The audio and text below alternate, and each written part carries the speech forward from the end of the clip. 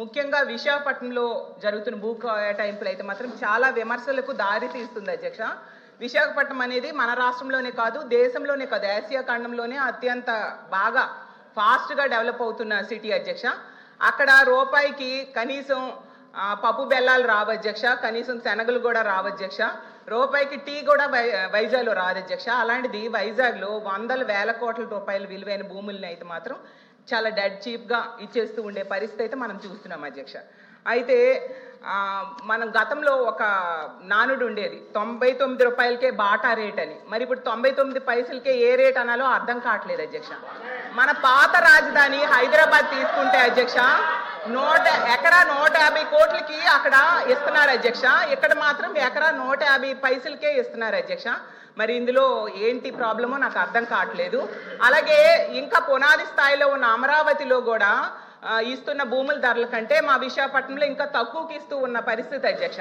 యాక్చువల్గా భూ కేటాయింపులు అనేవి వెనకబడిన ప్రాంతాలు, మారుమూల ప్రాంతాల్లో తక్కువ ధరకి ఇస్తారు, ఎందుకంటే ఆ ప్రాంతం అభివృద్ధి చెందాలని, అలాగే అక్కడ చీప్గా కూడా ధరలు భూములు ఉంటాయి కాబట్టి ఇస్తూ ఉంటారు అధ్యక్ష. మరి ఇంత కాస్ట్లీ ల్యాండ్ని ఎందుకు తక్కువకి ఇస్తున్నారో ప్రభుత్వమే చెప్పాలి అధ్యక్ష. ఇంకోటి ఏంటంటే టీసీఎస్కి 99 పైసలకే ఇచ్చామనేసి బాగా బ్రాండింగ్ చేసుకున్నారు, మంచిది అధ్యక్ష.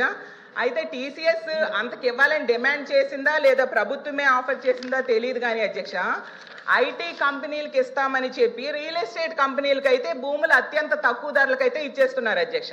ఇప్పుడే చెప్పినట్టుగా రహేజా డెవలపర్స్కి 99 పైసలకేమో 27 ఎకరాలు కట్టబెట్టడం జరిగింది అధ్యక్ష.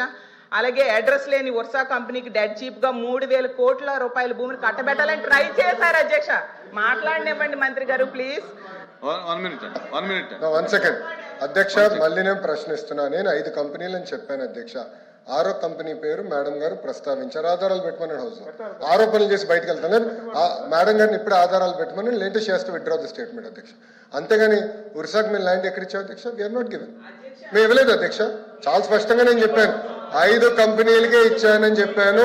ఉర్సాకి నేను ల్యాండ్ ఇచ్చానని మేడం గారు నిరూపిస్తే no problem, I will withdraw my statement. లేదంటే మేడం గారు స్టేట్మెంట్ విత్డ్రా చేయాలి.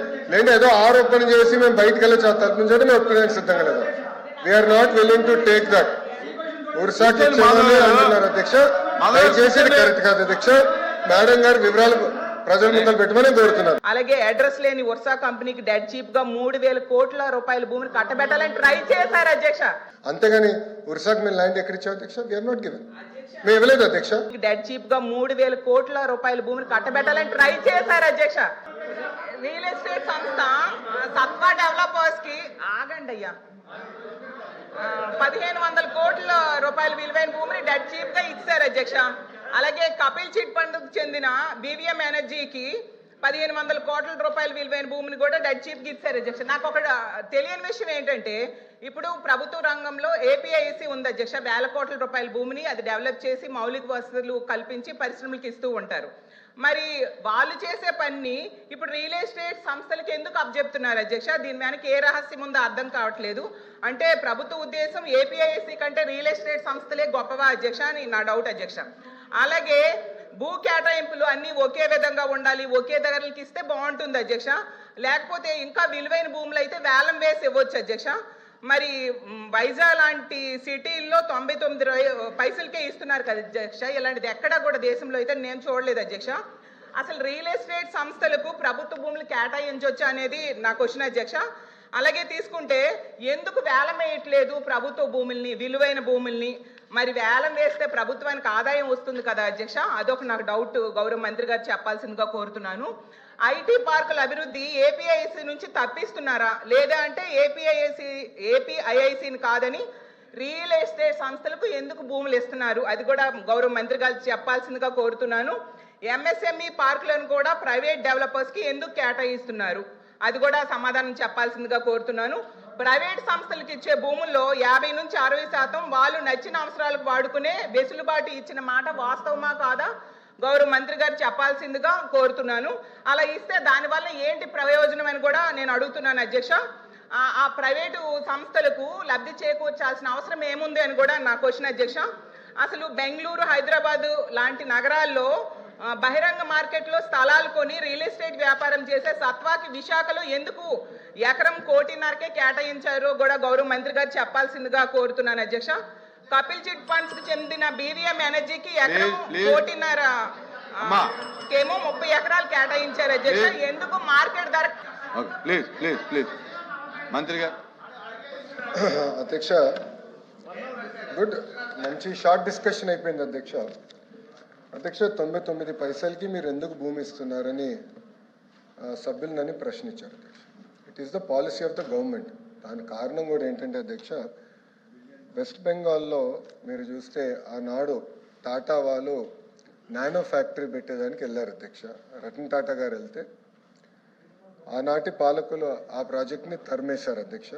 నరేంద్ర మోడీ గారు, గౌరవ ప్రధానమంత్రి నరేంద్ర మోడీ గారు, ఆయన గౌరవ ముఖ్యమంత్రిగా గుజరాత్ ముఖ్యమంత్రిగా ఉన్నప్పుడు అధ్యక్ష, టాటా సన్స్ ఆనాడు రతన్ టాటా గారికి అప్పుడు వాట్సాప్ కూడా లేదు అధ్యక్ష, SMS ద్వారా పెట్టి మీకు 99 పైసలకి నేను మొత్తం భూమి ఇచ్చడానికి సిద్ధంగా ఉన్నాను, మీరు రాండి గుజరాత్కి అని ఆయన కోరితే వాళ్ళు గుజరాత్కి ఆ ఫ్యాక్టరీ తీసుకెళ్లారు అధ్యక్ష. మొత్తం ఎకో సిస్టమ్ అనేది ఏర్పడింది అధ్యక్ష. అదే ఆదర్శంగా తీసుకుని ఐటీ ఎకో సిస్టమ్ మన విశాఖపట్నాన్ని ఒక ఐటీ క్యాపిటల్గా రూపుదిద్దించాలనేది మేము ఒక నిర్ణయం తీసుకున్నాం. ఒక ప్లాన్ ప్రకారం మేము ముందలు తీసుకెళ్తున్నాం. ఇక్కడ ఏంటంటే అధ్యక్ష, మొత్తం ఎకో సిస్టమ్ అనేది ఏర్పాటు చేయాలి అధ్యక్ష. ఏపీఐఏసీలు ఐటీ భవనాలు కట్టలేదు అధ్యక్ష, ఎప్పుడు కట్టలేదు. దిస్ ఓన్లీ బిల్డింగ్ అధ్యక్ష, అది మిలీనియం టవర్స్ అని ఒకే ఒక బిల్డింగ్ కట్టారు. అది ఆల్రెడీ లీజ్కి ఇచ్చాం అధ్యక్ష. లీజ్ పైన వచ్చే ఆదాయం చాలా తక్కువ అధ్యక్ష. మనం పెట్టే డబ్బులకి వచ్చే లీజ్ ఇన్కమ్ మనం బేరీ చేసుకుంటే పర్సంటేజ్ చాలా తక్కువ ఉంటుంది కనుక ల్యాండ్ డెవలప్మెంట్కి ఇస్తేనే బెటర్ అనేది ప్రభుత్వం ఒక పాలసీ తీసుకుని చేస్తాం జరిగింది అధ్యక్ష. మూడోది అధ్యక్ష, మేడం గారు అడిగారు, నేను మేడం గారిని సూటిగా ప్రశ్నించాలనుకుంటున్నాను అధ్యక్ష. మా ప్రభుత్వానికి అయితే పిల్లలకు ఉద్యోగాలు కల్పించే లక్ష్యంతో మేము పనిచేస్తాం. గవర్నమెంట్కి 2 రూపాయల ఆదాయం తగ్గినా పర్వాలేదు, ఇచ్చిన హామీ 20 లక్షల ఉద్యోగాలు మేము కల్పిస్తాం. That is our policy. లేదు మీకు ఆదాయం ఎక్కువ కావాలని పాలసీ మీకుంటే అది మీ పాలసీ. మా ప్రభుత్వం పాలసీ అయితే ఉద్యోగాల కల్పన అనేది ప్రభుత్వం పాలసీ అధ్యక్ష. అధ్యక్ష ఇంకోటి అధ్యక్ష, MSME పార్క్స్ గురించి ప్రశ్నించారు అధ్యక్ష. అధ్యక్ష 175 నియోజకవర్గాలు MSME పార్క్స్ ఏర్పాటు చేయాలనేది ప్రభుత్వం నిర్ణయం తీసుకుంది. అక్కడ లోకల్గా భూములు మనం తీసుకుంటున్నాం, డెవలప్మెంట్ మొత్తం ఎకో సిస్టమ్ క్రియేట్ చేస్తున్నాం అధ్యక్ష.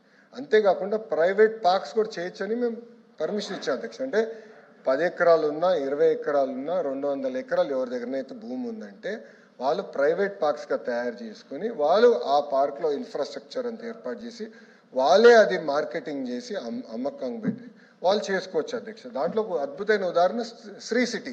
స్ట్రైట్గా అడిగిన ప్రశ్న ఏంటంటే, విశాఖ నగరంలో ఉన్న విలువైన భూముల్ని మీరు వచ్చి 99 పైసలు ఇస్తున్నారు.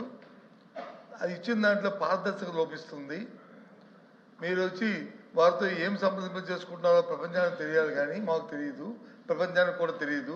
మీరు లోపాకారిగా చేస్తున్నారు. ఆ నేపథ్యంలో అదే సంస్థలు మన పక్కనున్న రాష్ట్రంలో, అదే హైదరాబాద్లో కానీ బెంగళూరులో కానీ పారదర్శకతతో బిడ్డింగ్కి వెళ్ళి వాళ్ళు వచ్చి కోట్లాది రూపాయలతో కొంటున్నారు. ఇక్కడికి వచ్చినప్పుడు వచ్చి ఊరికి 99 పైసలుగా మీకు ఇస్తామని చెప్తున్నారు అనేది మా ప్రశ్న అధ్యక్ష. దాని తర్వాత భావం అధ్యక్ష. దానికి వచ్చి వారు వచ్చి ఎకో సిస్టమ్ గురించి చెప్తున్నారు అధ్యక్ష. వైజాగ్లోను ఐటీ పార్క్ ఎకో సిస్టాన్ని 2004లోనే మేము ప్రారంభించాం అధ్యక్ష. ఆ రోజున నేను మినిస్టర్ని.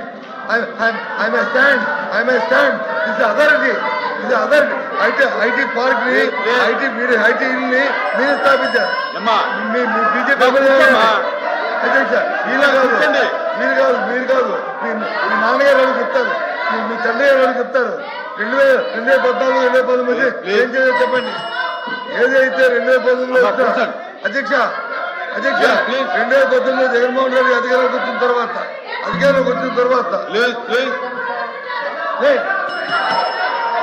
కూర్చోండి.